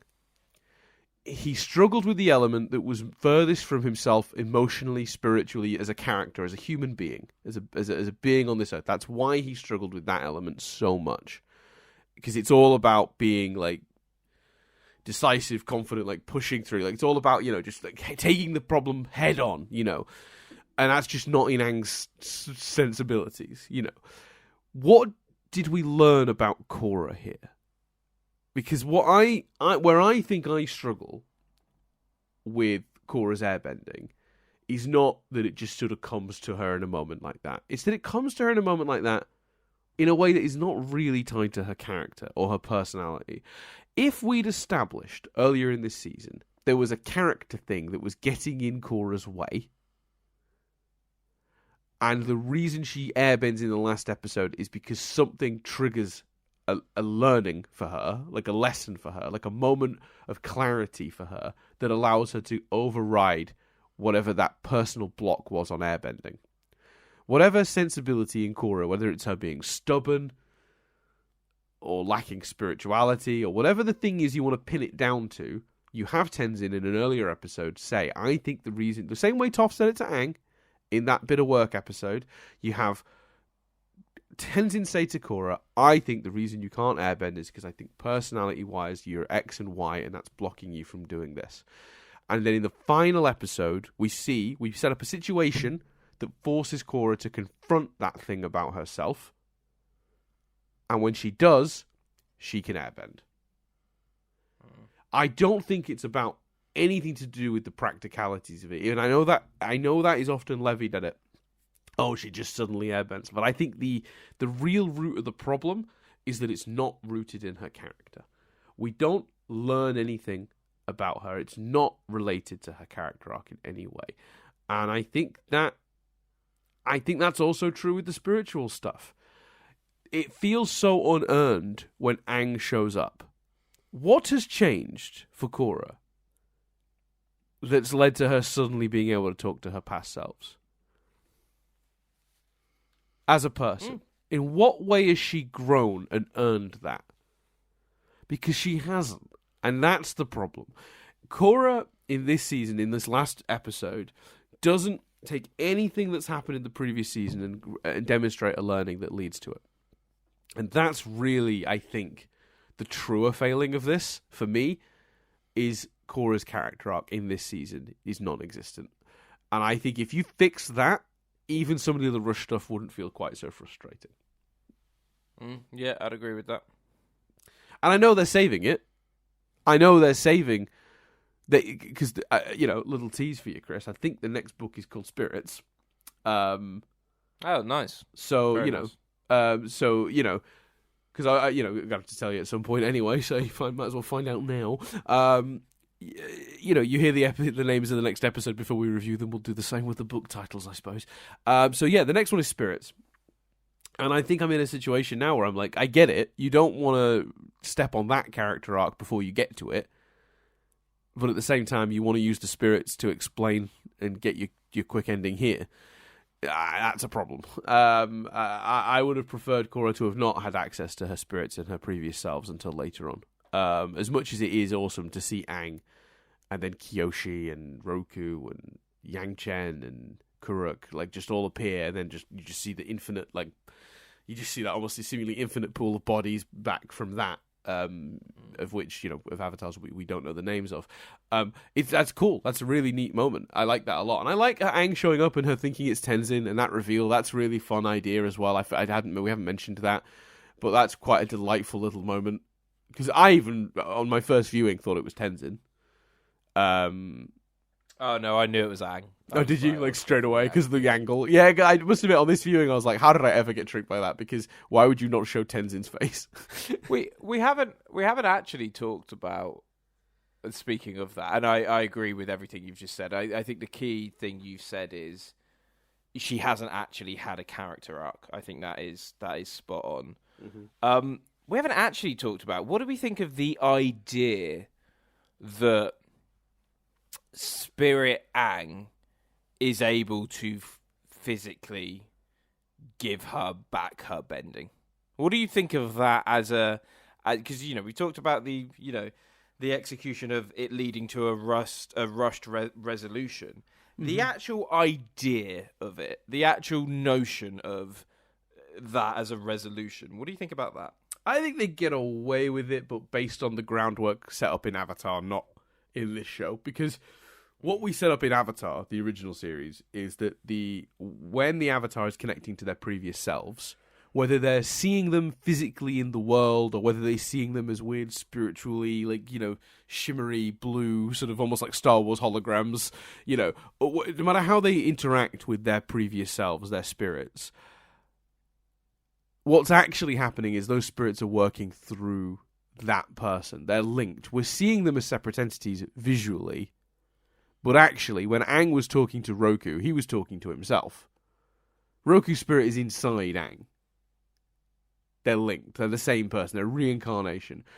Aang visually giving Korra her powers back. It's almost a Fight Club situation in my mind. She's not really physically interacting with Aang. Aang is unlocking the powers in her because he knows how to do that. And she's gaining his knowledge because she's linking with her spiritual side in that moment. So when she links with her spiritual side, she links with Aang. Aang was very good at that stuff. That was a strength of his. He took away bending of at least two villains we know of. So to return her bending to her makes perfect sense for him to know how to do. She taps into the Avatar state and gains it back. It's not triggered by anything, which again comes back to that lack of character growth for Korra. But physically, how it manifests makes sense to me. And I actually think it's really interesting because when Aang spoke to his spirit selves, his spirit past selves, they always appeared to him, except maybe not when he was on the back of the turtle and he spoke to them, but mostly when Roku appeared to Aang, he appeared to Aang as a sort of like a blue ghost type figure. I like that Aang shows up here and he just looks like Aang is literally there in the world, because I like the idea that Korra, not being as spiritual as Aang, her brain processes it differently. She's just seeing it as a man stood next to her. She's not seeing him as he is. Whereas Aang, more in touch with his spirit side, sees them that way. I don't know. I thought that was interesting. And of course, we are living in a world where Aang physically becomes Kyoshi in a previous episode, which I still don't like, because that breaks these rules. Yeah, I suppose you're right. They're playing fast and loose. It's weird, because I think I was a bit on it until your interpretation. And actually, the interpretation of, well, it's not Aang, it's Korra. She's Fight Clubbing it. She, if we cut to a different angle, it would be her on that cliff on her own. And it's sorry, go on. You were going to say punching herself, weren't you? No. I was going to say because it's also like, I can't moan about it as an idea because it's literally the idea I said I was excited about a week ago, which is energy bending is the resolution to blood bending. Yeah. Taking away the powers, yes. that can be undone with energy bending. When you said that, I did think that was kind of a funny thing, because I was like, oh, he's closer than he realizes that. You've done that a couple times this season. And I like the idea, because now we don't need to write around, technically, she could do that with all of them. Anyone that lost their bending power could, go to Korra in the time in between this and the next, and we don't need to see it even. Restore. We just, I can picture Korra on Air Temple Island like an Amon with a big Q. No, genuinely, I don't think we need to see that at all. But I like the fact that that it's a reset back to where we were. Yeah, absolutely. And I understand people might have frustrations with that. With Korra and Aang's interaction, and might interpret it differently, a bit more practically, and have questions. I think it makes sense. I think if you're paying attention, but again though, the show doesn't do the legwork for that. This show doesn't do the legwork for that. The legwork for that was done in Last Airbender. So I want to make it very clear that while I am okay with it in this context, I want to clarify that the actual legwork to make that work done was done elsewhere. And if this show had needed to do the legwork, based on how rushed everything else in this episode was, I don't think they'd have succeeded. So they're lucky they had the time and space to establish the rules, or sort of the rules, of how some of the spirit stuff works themselves, beforehand, like elsewhere. So, swings and roundabouts in terms of how much I can compliment that. I think it works. I think it makes sense for Korra specifically, so I'm okay with it. But yeah, I understand. I understand that concern. Should we hit on some of the notes before we do general thoughts on the season? Yeah, let's do it. Let's see. Amon was very quick, in terms of his, to have created a dystopian nightmare in Republic City. I want to know who makes all of his giant posters so quickly. Asami's father. He can make everything else at lightning speed. Sure. Yep. Take it. I'll take it. Yeah, he's got like a giant poster the size of the stadium with his face on it, and I just thought, who made that? Then again, I thought who made the mask last week for the Aang statue. So can't win them all. There you go. Yeah. In a world where planes are popping up, I don't think print is an issue. Yeah, print that large though. That's massive. It's like the size of a building. Is it several printings stuck together? Probably. I would have thought so. Yeah. Oh, they built that quick. Anyway, we learned that Bolin cannot metal bend. I think that's quite interesting for Bolin as a character. Yeah, I think it suggests he's still learning, I guess. I just assumed he just hadn't reached that part yet, that power yet. Yeah. I just thought I just thought that was very interesting that they made a point to sort of establish that this week. So he's in the cage. They're like, can you I don't suppose you can metal bend us out of here. It also implies maybe that metal bending is like it's not completely ubiquitous. There are still some people with an aptitude for it and people without. Not everyone that earth bends can metal bend. The same way that not everyone who fire bends can do lightning. So yeah, I thought it was interesting. I agree. I enjoyed Naga saving the day when they were caught in that cage. I made a note about that. Yeah, I was just about to say that. I really enjoyed that as a resolution. I thought it made sense, especially because he was with Bolin's animal as well, and you got the following scent or whatever. I really enjoyed that. Yes. Well, I suppose Naga's been seen to be able to follow scent and stuff. That's how he found Korra before. But yeah, I liked that a lot. Yeah, I like that too. And I like Pabu being present. We didn't get to see Naga punch someone in the face this week. So, swings and roundabouts. You win some, you lose some. Did Korra losing her powers immediately make you go, oh, this is all getting undone then, isn't it? No, at that point, I was like, what an interesting setup for a second series. Oh, yes. Right, yeah. Because that makes sense, because if she still had airbending, you go, oh, well, there's 4 seasons of this. Are the next 3 fire, water, and earth? Yeah, I understand. Yeah. Like, literally, the point, I'll be honest with you, the point where she got her powers back from Aang is the point where I went, oh, fuck, it's all getting undone, isn't it? Yeah, that makes sense. I felt some of the plot points in this all happened a little bit easy, like that one, but also Amon, just the crowd seeing him, like very conveniently gets blown out of a window into the water bends his way out. That blows off his scar markings. They're all like, Amon lied to us. I guess we're not into fascism anymore. And then they all wander away, and the city just turns back to normal. That was all a bit quick and easy, wasn't it? Yeah, completely. Especially because, again, the dialogue... The dialogue just felt so expositional. Oh, there's the Avatar. You harmed our leader. Oh, our leader lied. Never mind. Like, I don't know. It wasn't like we definitely don't agree with his viewpoints anymore, and it's all fine. Just Come on, everyone. Let's go back to the city and tear down these giant Amon posters. Right? Just expositional. Yeah. I find it weird they bothered to put in the Tenzin line after Mako. So Mako declares his love, and Korra's like, yeah, not now, Mako. She fucks off. She doesn't phrase it like that, but that's what happens. And Tenzin says to Mako, we need to be patient with her. It will take time to accept what has happened. Now that is a great line from a wise character in a world where she isn't going to get her powers back in 30 seconds. Yeah, I would have preferred it if Tenzin had said, you've got some shit to sort out with Asami first, right? Right. Well, my point, I guess, is in a world where the ending is now Korra gets powers back, that line has to go.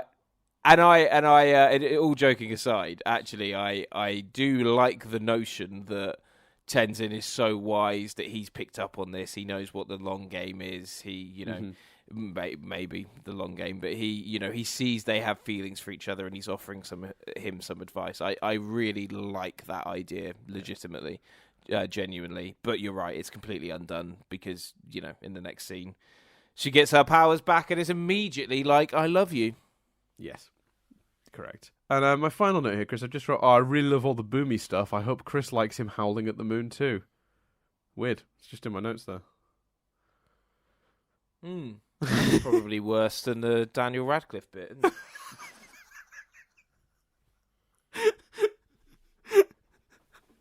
And my final note is Daniel Radcliffe I'm not even doing it in Triv now, Chris. I like your impression of me as sort of a Mark Corrigan, like nasal. I don't think you'll find, Chris. You say impression, I say what I hear when you talk. That's all right, Chris, because the secret reason we really call the podcast Nothing But Static is because that's what I hear when you talk. So, oh, very nice. Yeah. And a lovely way to acknowledge the podcast is all about me, baby. Touche. Are we doing? Let's say if it doesn't feel right to not. We should end on Triv. So let's. Overall thoughts on the season, Dan. Yes, I'm coming to you first. Yeah, for coming back to it for the first time, I think it's actually more flawed than I realized in previous viewings. I think the issues in this episode do actually stem backwards to them not really doing much for Korra character-wise, setting up a good reason for her to have not been airbending to give us the glory of her suddenly airbending in this episode, I think would be better. And I use the word suddenly. I shouldn't even use the word suddenly because I'm leaning into that argument, which I don't really agree with, that she can suddenly airbend. Actually, I don't feel that's true. We talked about this, but this is the first episode she produces air. She's not suddenly a master. I think the work with Korra done as a character this season really is what lets this final episode down. I think if we'd established more that journey, I think this would have been a lot better. But on the whole, I think otherwise, I think it's a pretty good season. This last episode isn't great. It's one of the weakest episodes of the season. It's never great when your finale is such a rushed mess like this. But I had so much fun meeting these characters, being introduced to this version of the world. There's so many things I really respect that they tried to do that are unique. I thought the music was outstanding throughout. I thought the action was great throughout. There's so many really cool visuals. I think on the whole, this is a good season. Flawed, but solid. And I think results may vary in terms of how much those flaws bother you. And I'm understanding more now why this show is so divisive. I've been always able to overlook those flaws quite happily and just sort of take it in and enjoy it for what it was. I think sitting down to watch it with a critical eye and having to talk about it for an hour every week has kind of made me go, oh, well, these flaws they run pretty deep. Where they are there pretty heavily. So I'm understanding more the show's divisive position in fandom, as we watch. And we'll see. Maybe that'll remain true through seasons 2 and 3 and 4. I suspect I'm gonna that trend of me noticing more flaws than I originally did will continue through season 2, maybe. But I think not with 3 and 4. I think 3 and 4 are really solid. They're the thing I'm most excited to watch. I really enjoyed both those seasons a lot. So I'm more worried about 2 because its reputation is that it's the weaker season. But we'll see. Who knows? I agree with everything you said, and I'd add, I think the other, as well as Korra's lack of character arc, the other big issue is they just try and do a bit too much, which I'm really conflicted about as an issue, because actually I think every idea is a good idea, genuinely. But there's so many ideas, there's so many things to explore. Korra not, like we talk about, Korra struggled to see her spiritual side, for example. The reason you're still saying Korra hasn't got an arc is because we're not really, that was mentioned in an episode. We've not then explored that. So many things have either been I think mentioned. you'll find it was mentioned in 2 episodes, Chris. I apologise, Dan. I apologise. But the use of the word mentioned, it's kind absolutely. of like we've not got episodes devoted to these plots. We've not seen them throughout. I think the only one that they sort of embedded throughout was love triangle rhombus bullshit. And Wait, and did you nearly call it Love Island bullshit? sorry, I think I did call it Love Island bullshit. Sorry, love triangle. All right, new name. We're getting rid of the Love Rhombus. We're getting rid of Love Triangle bullshit. We're going to call it Love Island bullshit now. Okay, Love Island bullshit. For those in the States that don't know, in the UK we've got a very popular reality show called Love Island here in the UK, and it's usually just a bunch of sometimes just the worst people being shoved on an island and told to get it on. It's weird. It's a weird show. But they did that. But again, there's so many nuances to that story that again, not enough time. Like pick a nuance, and the last 5 episodes have been pick a nuance, and we'll mention that. And the reason I'm torn is because I think it's created a huge kind of difficulty with this first season. It's not very smooth as a result of fundamentally too many good ideas, and I think it doesn't leave me not enjoying it, because the reality is the huge feeling that leaves me with is I wish it had another 5 episodes. I wish it had a 20 episode season, let's call it, or an 18 episode season, 6 to 8 more episodes, and I think you could have fleshed out and explored some of these things more. If the tournament, instead of taking place essentially in 1 episode, had been stretched across a bunch, I think you could have given Korra that character arc. You could have explored these good ideas more than than some of them just being sort of, we know that Korra, was struggling with her spiritual side, but we haven't explored that. So, things function, but I think the depth to them and the execution of them with more time could have been really, really flawless. Having said that, the way the show is so bold in its true evolution of the world, the way they are not simply repeating The Last Airbender, the way part of the frustrations is because I genuinely come out of this season really, really loving, especially Bolin and Asami, and Marco as well. Although I don't like how a lot of his story has been handled.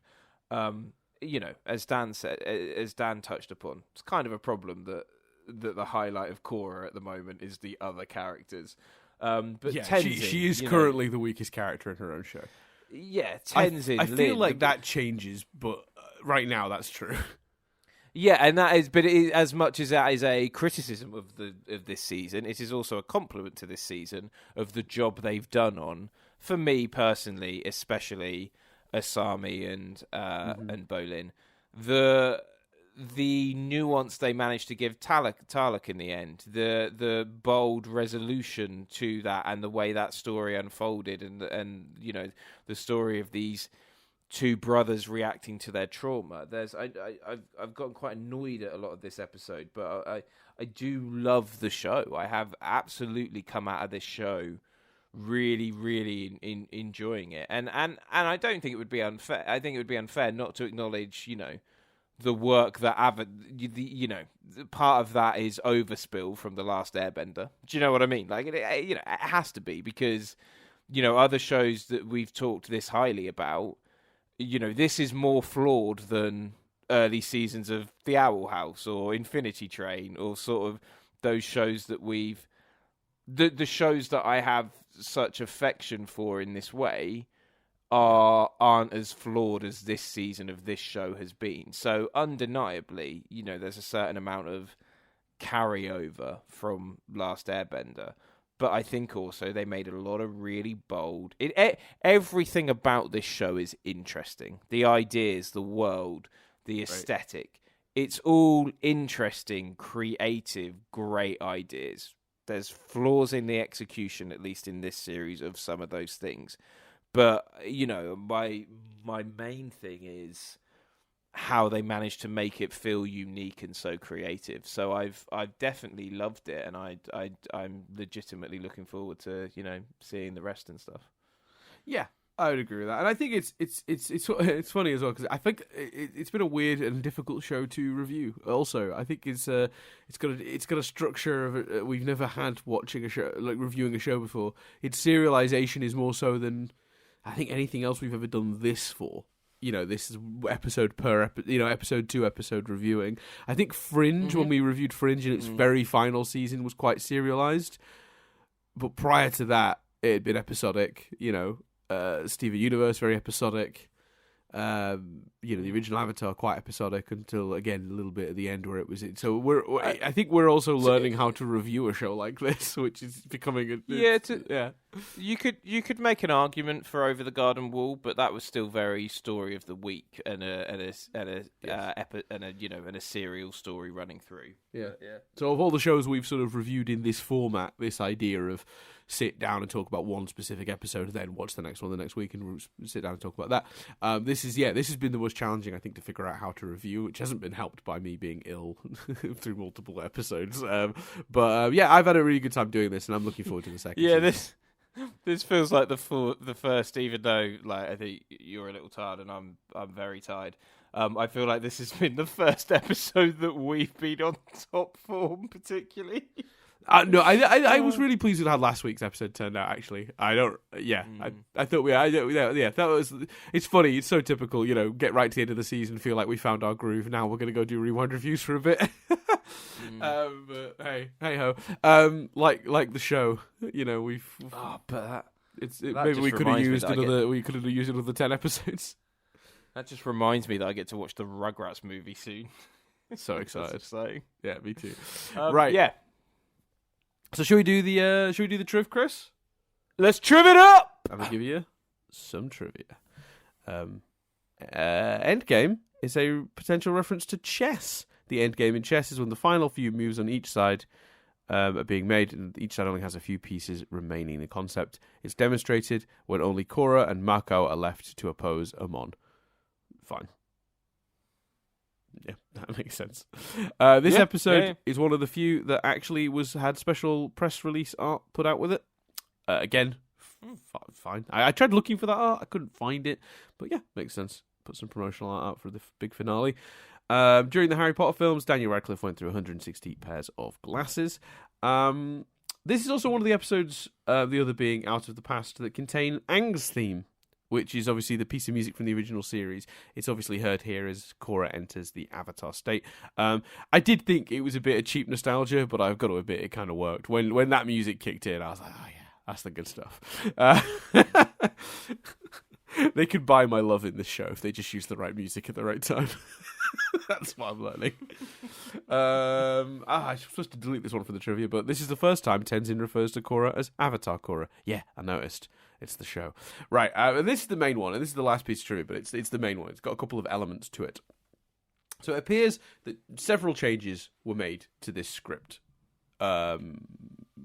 later on.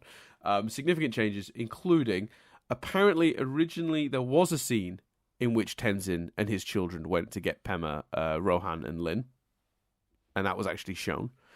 There was also a longer version of Iroh's attack with the biplanes. So that was interesting. There was also, more so prior to the confirmation of Book 2, Iroh was intended to be present at the Southern Water Tribe compound at the end, where Asami was going to announce her intentions to leave with Iroh to join the United Forces. But it seems like, hint, hint, maybe this is proving some of our theories correct, that when it came down to it, they may have been worried they weren't getting more, so leaving that open-ended with Asami was not the way they went. So, because this is prior to the confirmation of Book 2 existing. So instead, they made Iroh not present at the Water Tribe compound, and they did not have Asami say she was leaving. Yeah, that would have at least given them a breakup scene, which would have made me feel obviously a lot better about how their shit unfolds. Yeah, I would agree. The another element to this, and this changed during Book One's development as a whole, rather than the specific episodes. They were originally going to do with Korra kind of what they did with Aang in the original series, in that she was going to actually first sort of unlock airbending in the episode When Extremes Meet, which is an episode a few back, and then would be able to use it, but without mastery, across the season, and would be, I assume, then shown training in it. The creators instead decided to have Korra overcome the block in her darkest moment after losing her other bending and with Mako in peril. I think that is good and interesting in theory, but as we established, because they didn't link it to any character growth, not so great in practice. But and I don't know how in the existing structure of the season and the episodes we got, I don't know how where did they embed themselves the time to do that? Like, do you know what I mean? Yeah. So there you go. So this has been an interesting one, because obviously usually when we do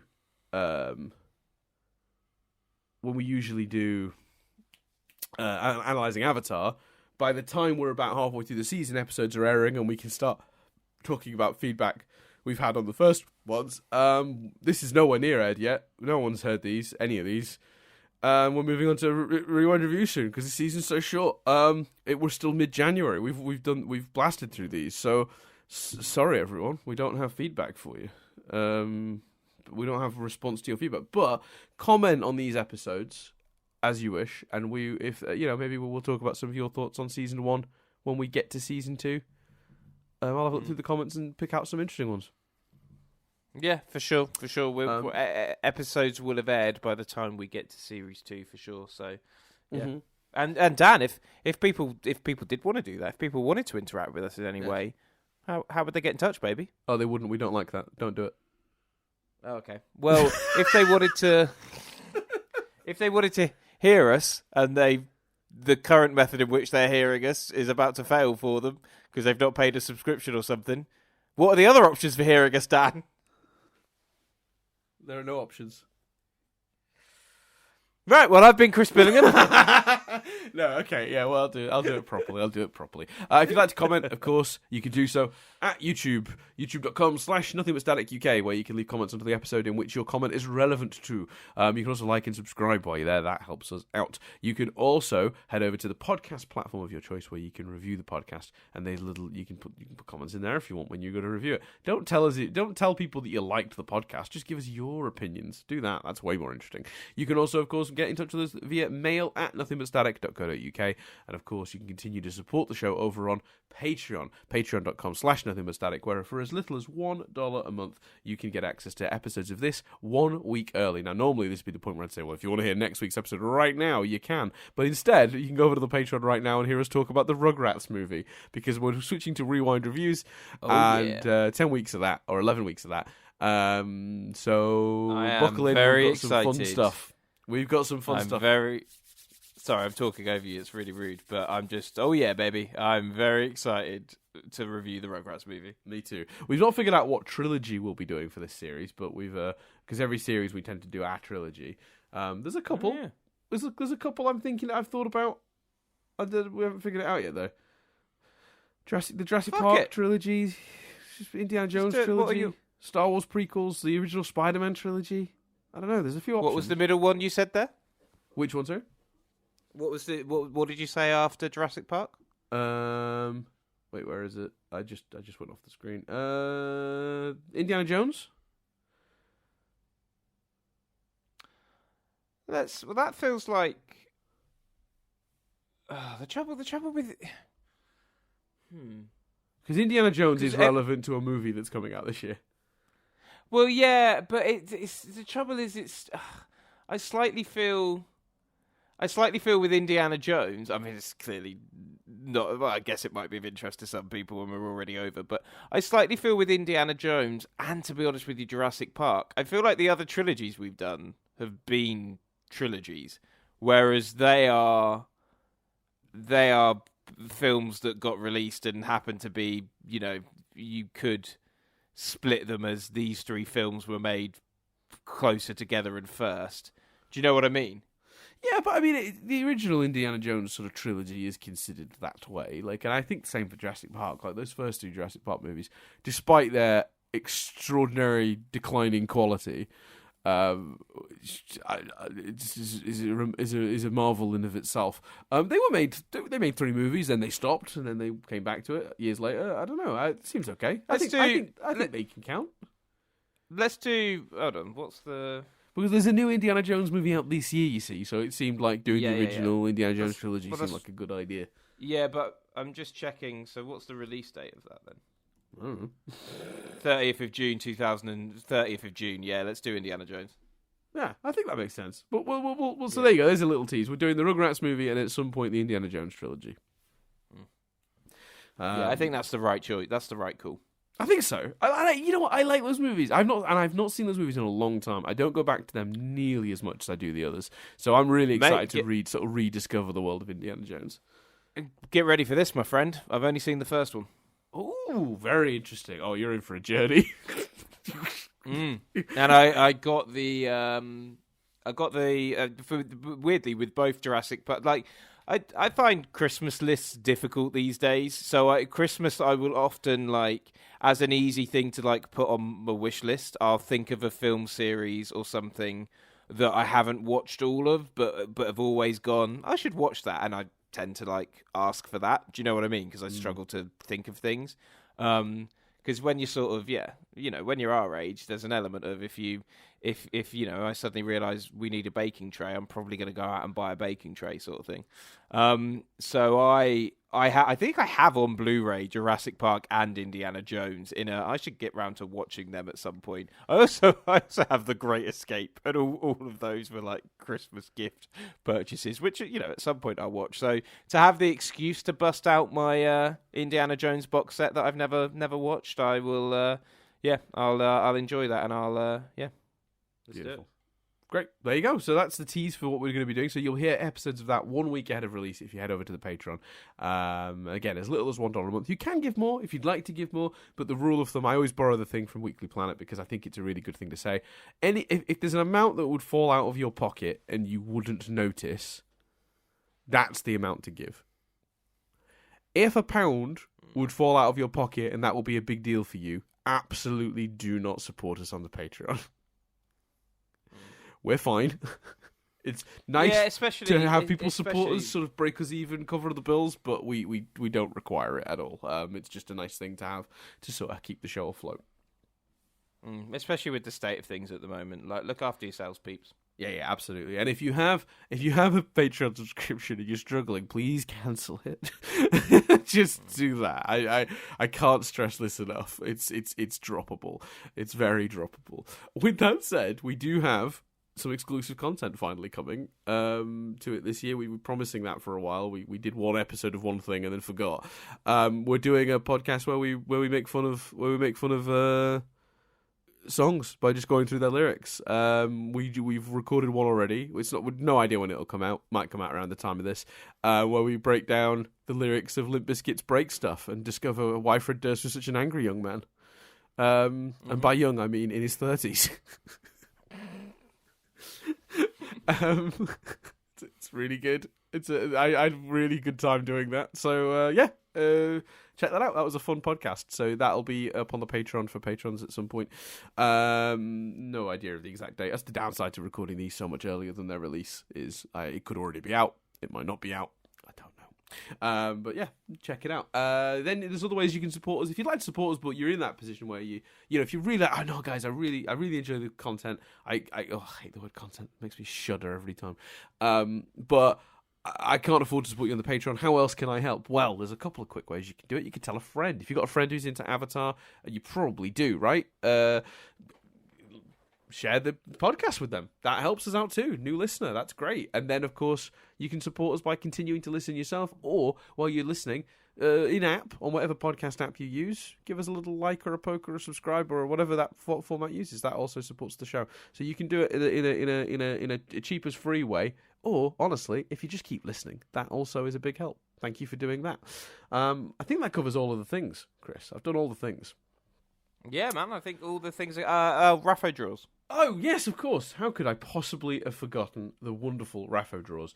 Raphodraws, spelled R-A-P-H-O, Raphodraws, spelled as draws, is available on Instagram at instagram.com/Raphodraws, and you can also go to launchlinks.io/u/Raphodraws to get all of Raphodraws stuff. Raphodraws draws things, and they're all really good. And you can get many of the things that Rapho draws through like Redbubble on like phone cases and mugs and all sorts, and it's all really good art, and you should probably go support a really good artist. And even if you just follow them on Instagram and just keep an eye on the stuff they do, I'm sure Rafa would appreciate that as much as anything. Yeah, really, very talented artist. Did the piece of art that we use as the key art for this podcast, and everyone should go support a fellow Avatar fan and creator. For sure. That's all the stuff, Dan. Take us home. Take us home indeed. I will do it. That's the job now. I've been Dan Doolan. I've been Chris Billingham. And we'll see you in 10 to 11 weeks' time when we sit down to review Book 2, Spirits.